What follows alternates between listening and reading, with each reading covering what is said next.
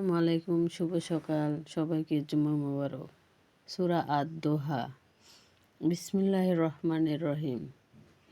সকালের উজ্জ্বল আলোর শপথ, রাতের শপথ, যখন তা হয় শান্ত নির্ঝুম।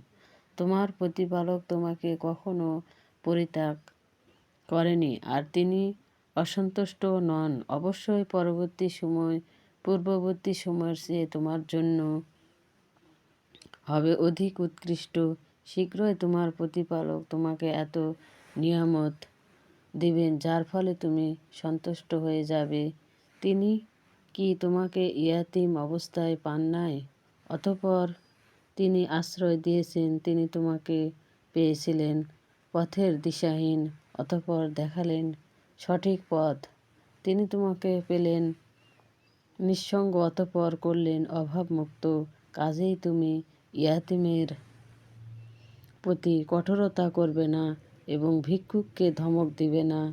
আর তুমি তোমার রবের নিয়ামতকে তোমার কথা, কার্যক্রম ও আচরণের মাধ্যমে প্রকাশ করতে থাকো। আসসালামু আলাইকুম ওয়া রাহমাতুল্লাহি ওয়া বারাকাতুহু।